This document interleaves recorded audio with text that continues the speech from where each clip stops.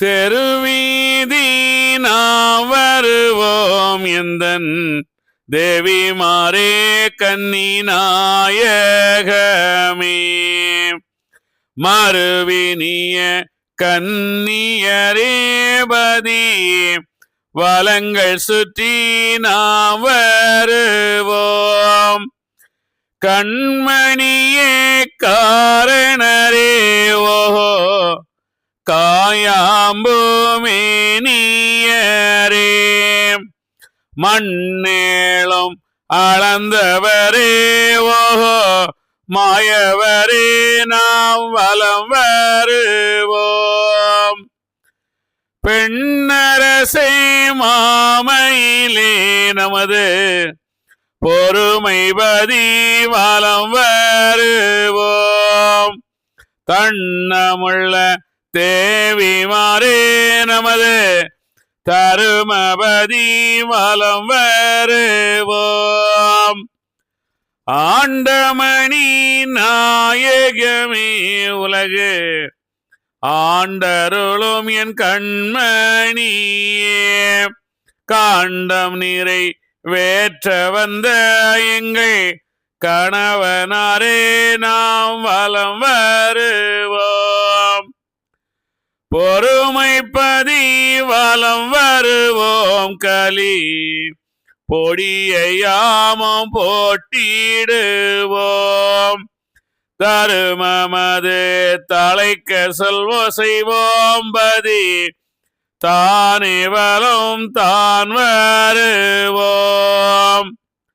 பொல்லாத வகையளித்து சுவாமி புது பூமி தோண வைத்து கல்லாதார் கருவறுத்து சுவாமி அதிகபதி வலம் வருவோம்.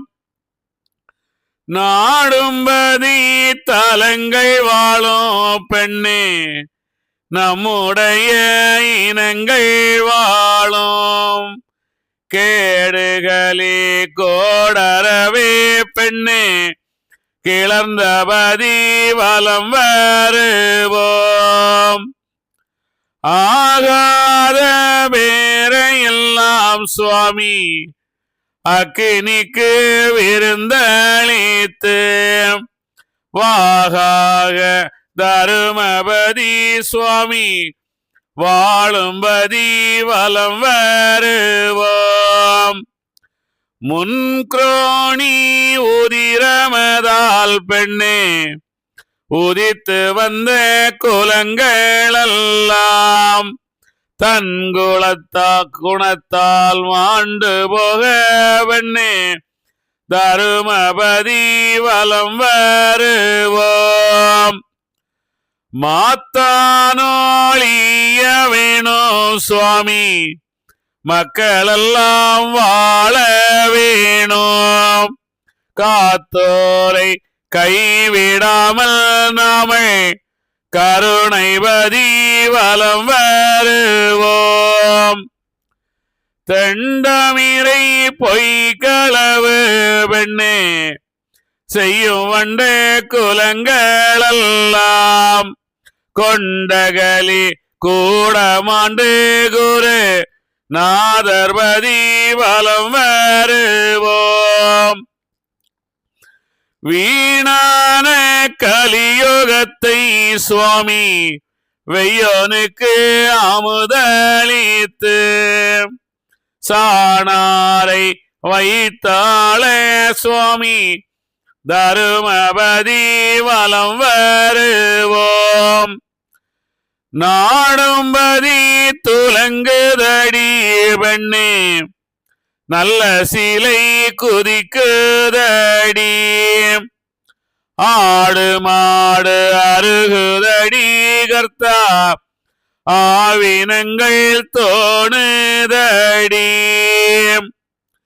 நல்லபதி துலங்கணுமே சுவாமி நாடு தர்மமாகணுமே. பொல்லப்பது ஒளியணுமே சுவாமி புத்தி ஒன்றாய் குவியணுமே. கோவில் தரே துலங்கணுமே நம்மை கோட்டை வெளியாகணுமே தேவருட நல் திருநாள் வெண்ணே தினமும் வந்து கூடணுமே தங்க தொட்டில் தண்டாயமும் சுவாமி தாண்டும்பதி வீதிகளும்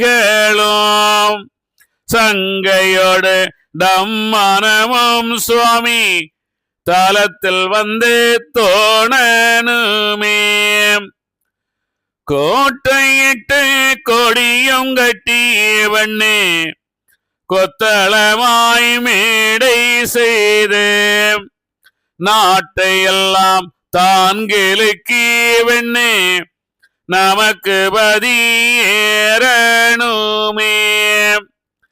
நம்பினோரை காக்கணுமே சுவாமி நாடு கட்டி ஆளணுமே அம்பலங்கள் ஏறணுமே சுவாமி அவதாரங்கள் நடத்தணுமே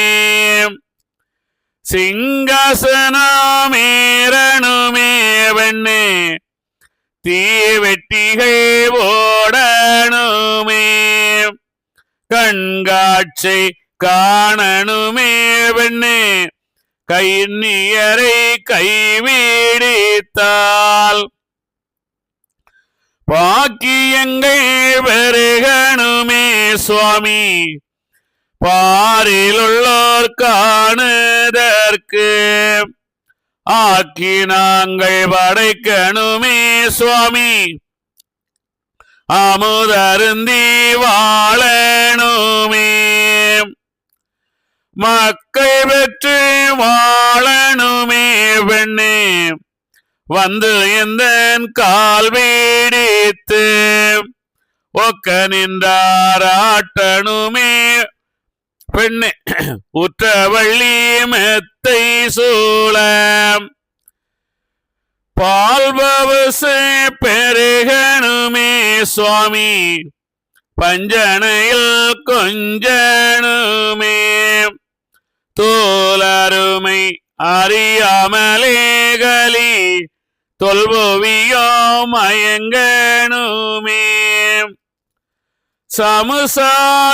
சமுசாரியாகணுமே வெண்ணே தலையில் சோறு சுமக்கணுமே ஊதாரி ஆகணுமே வெண்ணே உங்களை நான் அடிக்கணுமே அயலூரே போகணுமே சுவாமி அழைக்க நீரும் வரவேணுமே கயல் மீளிமார் ஒருதற்கொருவர் சுவாமி கற்றுதல்கள் கொள்ளணுமே நானும் வந்து நிறத்தணுமே வெண்ணே நல்ல மொழி சொல்லணுமே தேனும் பாலும் போலே நாமல் வெண்ணே தேசமதில் வாழணுமே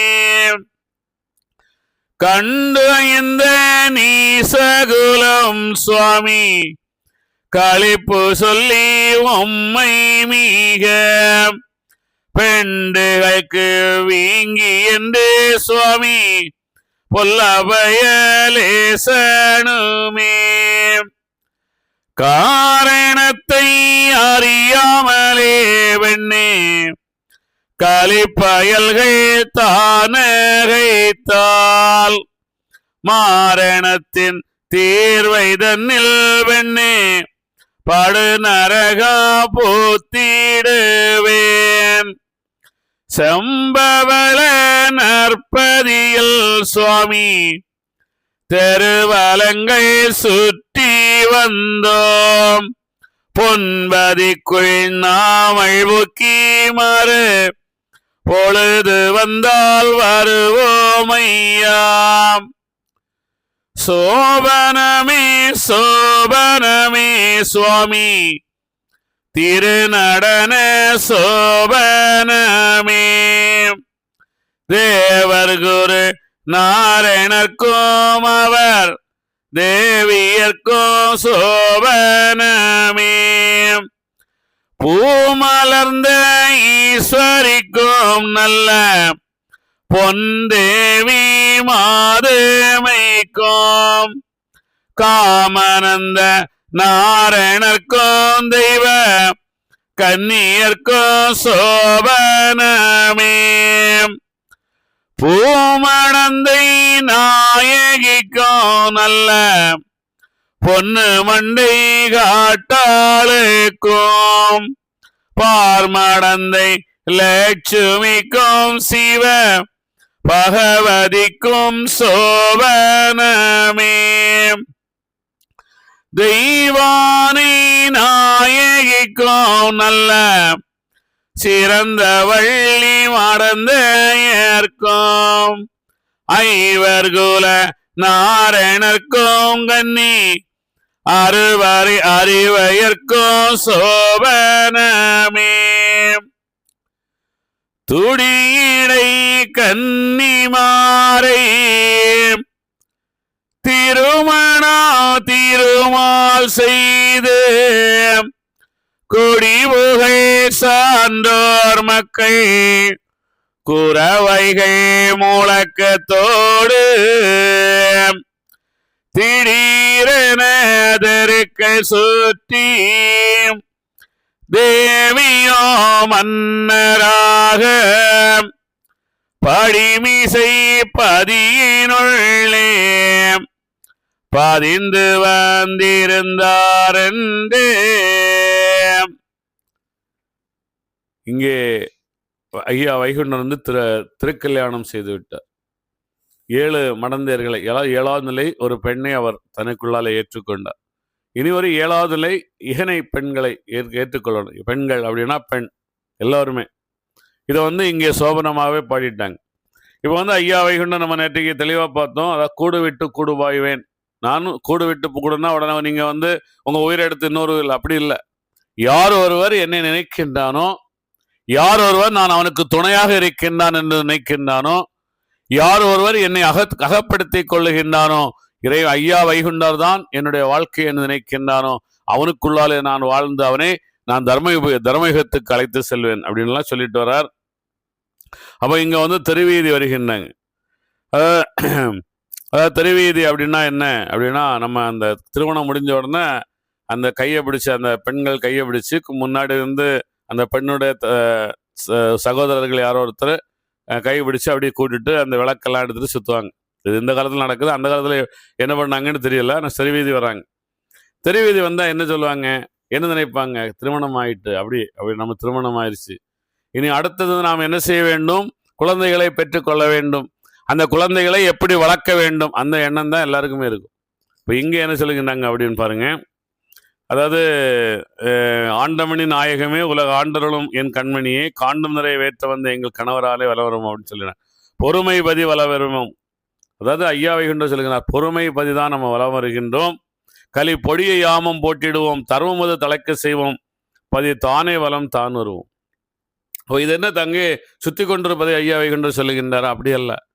என்ன சொல்லுங்கன்னா, நாம் பொறுமையாக இந்த உலகத்தில் வாழுவோம். வாழுகின்ற காலத்தில் சரியாக தர்மயுகத்துக்கு நாம் செல்லுகின்றதை போல் சரியாக வகுத்து நாம் வாழ்வோம் அப்படின்னு சொல்றார். பொல்லாத வகையதுக்கு சுவாமி புது புது பூமி தோண வைத்து கல்லாதார் கருவர்த்து சுவாமி அதிகபதி வளவருமோ அப்படின்னு அவங்க சொல்றாங்க. ரொம்ப முக்கியமாக நம்ம கண்டிப்பாக பார்க்கணும். கல்லாதார் கருவறுத்து. நீங்கள் வந்து பார்த்தீங்கன்னா இன்னைக்கு நீங்கள் பார்த்தீங்கன்னா இன்னைக்கு ஒருத்தர் வந்து இன்னைக்கு இந்த நல்ல படித்தவங்களால தான் நிறைய பிரச்சனைகள் இந்த உலகத்தில் இருக்கு. படித்தவர்களால் தான் பிரச்சனைகளே இருக்கின்றது. ஆனால் இங்கே வந்து ஐயா வைகுண்டர் சொல்லுங்க, கல்லாதார் நிறைய இடத்துல இதை சொல்லிட்டு வர்றார். இப்போ கல்வி அப்படின்னு என்ன அப்படின்னா, நம்மளுடைய உயிரை மேலெழுப்புவதற்கு உண்டான கல்வி தான் கல்வி. நீங்கள் இன்னைக்கு உள்ள கல்வி எல்லாம் என்னது, நான் இன்னைக்கு 2 லட்சம் கொடுத்து ஒரு சீட்டு வாங்கிட்டேன், இல்லை ஒரு 5 லட்சம் கொடுத்து நான் வந்து கவர்மெண்ட் வேலை வாங்கிட்டேன், எனக்கு லைஃப் வந்து 60 வயசு வரைக்கும் செட்டில்டு, அவ்வளோதான், அவன் கவர்மெண்ட் சம்பளம் கொடுத்துருவான், ஏதோ ஒரு வேலையை செஞ்சாச்சுன்னா அவன் சம்பளம் கொடுத்துருவான், எனக்கு பிரச்சனை இல்லை. அப்படிதான் நாம் இன்று நினைத்து வாழ்ந்து கொண்டிருக்கணும். இல்லை, உண்மையா இல்லையா? அதுக்காகவா கற்பது கல்வி? இன்னைக்கு அதுக்கு தான் கற்கிறாங்க, கல்வி பயில்றாங்க. ஐயோ நான் இந்த காலேஜில் சீட்டு வாங்கிறேன், இந்த கேம்பஸ் இன்டர்வியூல இடம் கிடைச்சிடணும், நான் வந்து இந்த கவர்மெண்ட் வேலையில சேர்ந்து விட வேண்டும் இல்லையா. உண்மையிலே கவர்மெண்ட் வேலையில சேர்றவங்க எல்லாம் அது வந்து வாழ்க்கையில் அவங்க ஒண்ணுமே சாதிக்க முடியாது. நான் தப்பா எடுத்து சொல்லலை, நிஜமாவே. ஏன்னா அவங்க வந்து என்ன செய்கின்றார்கள் அப்படின்னா, அவர்களுடைய அந்த வேலையை அவர்கள் என்ன தருகின்றாரோ அந்த வேலையை செய்துட்டு சாதாரணமாக தான் செல்ல முடியும். நீங்க எதையாவது வேற வந்து ஒரு புதுமையா நீங்க ஒன்ன கண்டுபிடிங்க, இந்த புதுமையா ஒண்ணு நீங்க செயல்படுத்துங்க. அப்போ அதுக்கு நிறைய சிந்தனைகள் வேண்டும், நிறைய உங்களுக்கு அந்த ஞானம் விட அங்கங்க அதை எப்படி எப்படி இந்த உலகத்துல என்னென்ன மக்களுக்கு தேவை இருக்குது பாருங்க. நீ விவசாய கண்டுபிடிப்புகளா நீங்க பாத்தீங்கன்னா மக்களுக்கு என்ன தேவை இருக்கின்றது.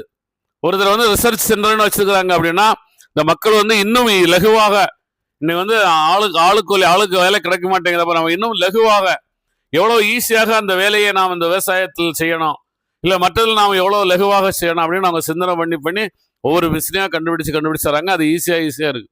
இல்லைன்னா இன்னும் இவ்வளோ ரோடு போட முடியுமா, இவ்வளோ வேலை செய்ய முடியுமா, ஒன்றுமே செய்ய முடியாது. அப்போ வந்து என்னன்னா அதுக்கு நாம் அந்த புதுமையில் நாம் சென்றோன்னா தான் நமக்கு நிறைய சிந்தனைகள் வரும், நிறைய விஷயங்கள் தெரியும். வாழ்க்கையில் எவ்வளோ இருக்குதா அப்படின்னு இருக்கும். நீங்கள் கவர்மெண்ட் அந்த சில வேலைகள் என்னன்னா அவங்க அப்படியே இருந்துட்டு அவனுடைய காலத்தை கடத்திட்டு போயிடுவாங்க. இந்த வேலைகளில் நீங்க வெளியே வரும்போது தான் நிறைய விஷயங்கள் வாழ்க்கையில தெரியும், நிறைய விஷயங்கள் தெரியும். அதே போல் நம்ம கல்லாதார் இங்கே அப்படின்னு யாரை சொல்லுகின்றாங்களா, கல்வி என்ன என்பது என்ன, அது என்ன கல்வி நாம் கற்றுக்கொள்ள வேண்டும், இந்த உலகத்தில் நமக்கு என்ன கல்வி கற்றுக்கணும், எந்த கல்வி அவ வந்து நாம் கற்றுக்கொள்ளுகின்ற அந்த ஞானம் தான் நமக்கு வந்து அந்த அறிவு தான் நமக்குடைய உயிருடன் கூட வரும், அடுத்த பிறவிக்கு வரும். இந்த உடல் நமக்கு வராது, நாம் தெரிந்து கொள்ளுகின்ற விஷயங்கள் தான் நமக்கு அடுத்த பிறவி வரும். நம்ம இன்னும் எந்த வேலையை நாம் செய்கின்றோம், என்னது நாம் சிந்தனை செய்கின்றோம், அந்த நாம் எதை கொண்டு வாழுகின்றோமோ எல்லா ஞாபகங்களும் என்ன செய்யணும், நம்மளுடைய அந்த உயிரிலும் அந்த அறிவிலும் அந்த மனத்திலும் அங்கே பதிவு செய்யப்பட்டு கொண்டிருக்கின்றன. அப்ப நாம் வந்து இந்த வாழ்க்கையில் நமக்கு கல்லாதார் அப்படின்னா நாம் எதை கற்க வேண்டும் அப்படின்னா நாம் நம்மளுடைய உயிரை மேலெழுப்ப வேண்டிய கல்வியை மட்டும் நான் கண்டிப்பாக கற்றாகும். அதான் ரொம்ப முக்கியமானது. என்னுடைய வாழ்க்கைக்கு நான் கற்றுக்கொள்ள வேண்டிய கல்வி என்பது என்னன்னா என்னுடைய உயிரை மேலேற்றுவதற்கு மட்டும்தான் இந்த கல்வி வேண்டும். அதை நோக்கித்தான் நாம் செல்ல வேண்டும், மற்றது எல்லாமே இந்த உலகத்தில் அழிந்து விடுகின்றோம். அப்ப அதை நோக்கி நாம் செல்லுகின்றோமா, ஏன் நாங்கள் கவர்மெண்ட் எம்ப்ளாயிஸ் இருக்கிறோம், நாங்கள் அதை நோக்கி தானே செல்றோம் அப்படின்னு சொல்றோம். அது சரிதான், அது நீங்க தாராளமா. இப்போ வாழ்க்கைக்கு நீங்கள் அந்த வேலையை தேர்ந்தெடுத்து விட்டுறீங்க, அவ்வளவுதான் வாழ்வதற்கு. ஆனால் நீங்கள் வந்து அந்த வாழ்க்கையில் உங்களுடைய உயிரை மேலெழுப்ப நீங்கள் என்ன செய்கின்றீர்கள், அதான் முக்கியமானது. உயிரை மேலெழுப்பக்கூடிய அந்த வேலையை நாம் ஒவ்வொரு நாளும் செய்யணும், ஒவ்வொரு பொழுதும் செய்யணும், ரொம்ப முக்கியமானது. ஒவ்வொரு நாளும் அதை ஐயா சொல்லுகின்ற அடுத்து சொல்லுகின்றார் பாருங்க, நாடும்பதி தலங்கள் வாழும் என நம்முடைய இனங்கள் வாழும், கேடுகளி கோளரவே பெண்ணை கிளர்ந்தபதி கேடு களி. நாம் வந்து நம்முடைய அந்த எண்ணங்களை, அந்த கெட்டதை நாம் எப்படி அடக்க வேண்டும், இந்த கெட்டதை நாம் எப்படி அடக்க வேண்டும் என்பதுதான் நமக்கு அந்த கல்வியாக இருக்க வேண்டும். தான் சொல்லி ரொம்ப முக்கியமானது, வேற எதுவுமே இல்லை. நம்ம கேடு என்பது என்ன, நீ படித்தால் உங்களுக்கு கேடெல்லாம் போயிருமா, கேடு வாழ்க்கையில் கேடு என்பது என்ன, ரொம்ப முக்கியமான விஷயம். கேடு வாழ்க்கையில் கேடு தான் களின்னு ஆரம்பத்தில் என்னன்னா உள்ளுக்குள் ஒன்று வைத்து வெளியே ஒன்று நாம் பேசவே கூடாது.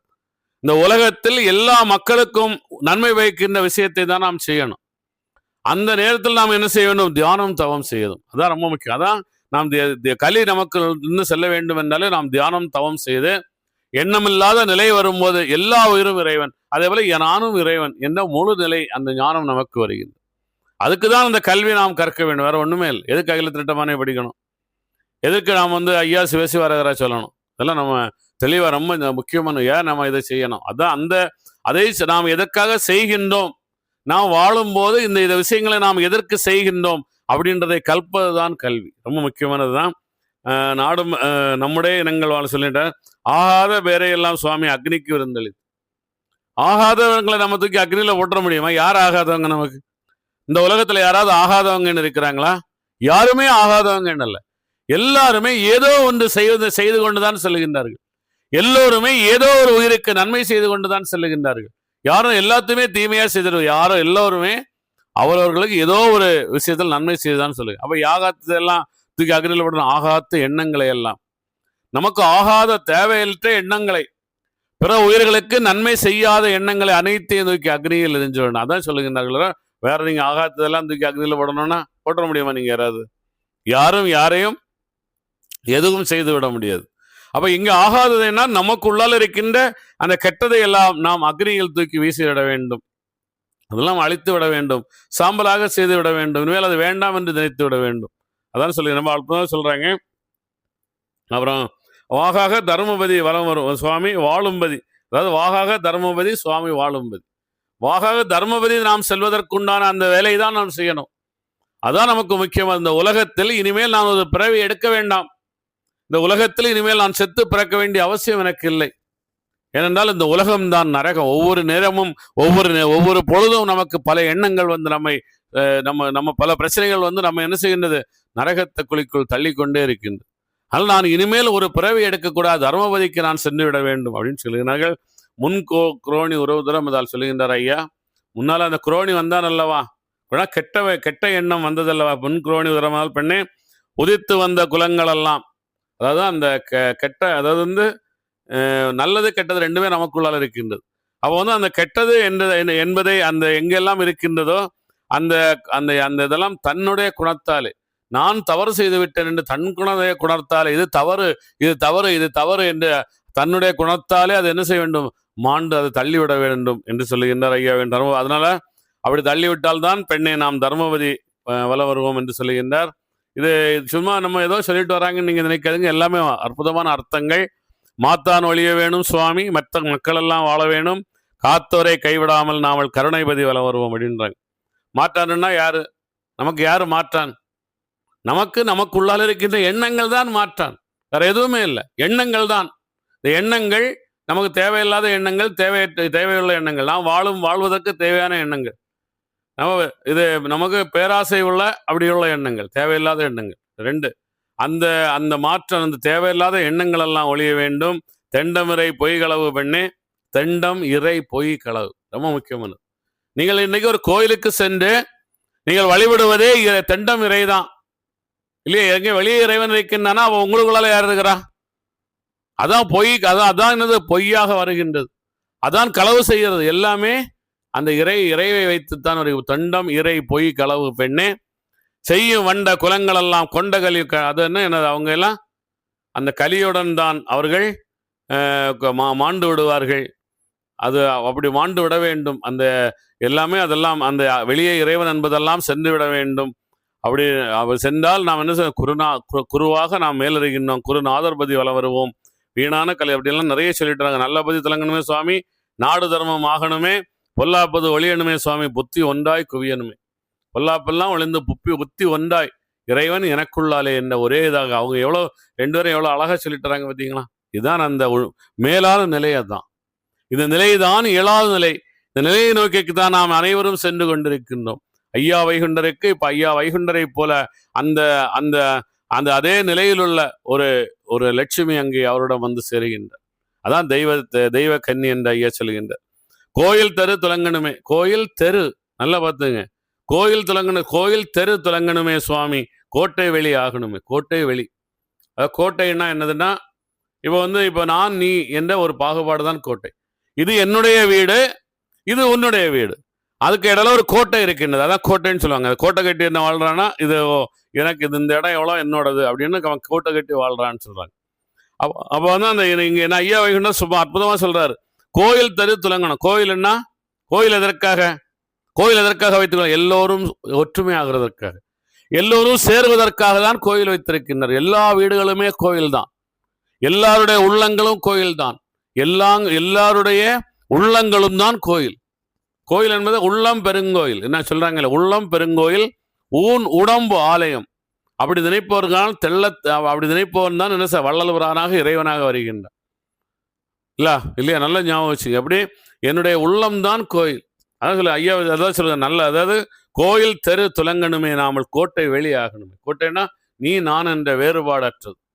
ஒவ்வொரு விஷயமும் அற்புதமாக ஐயாவை கொண்டு சொல்லிட்டா. கோட்டை வெளி ஆகணுமே, தேவருடைய நல் திருநாள் பெண்ணன், தேவருடைய நல் திருநாள் என்னது, தேவர் என்னது, தேவராக நீ வாழ வேண்டும் என்றால் தினமும் நீ என்ன செய்ய, தியானம் செய்ய வேண்டும், தினமும் தவம் செய்ய வேண்டும். அதான் சொல்ல, தேவருடைய நல் திருநாள் பெண்ணே, தினமும் வந்து கூடணுமே, தினமும் அந்த பிரம்மத்தை உணர்கின்ற அந்த வழியை நாம் தேடிக்கொண்டே இருக்கணும், செய்து கொண்டே இருக்க வேண்டும்.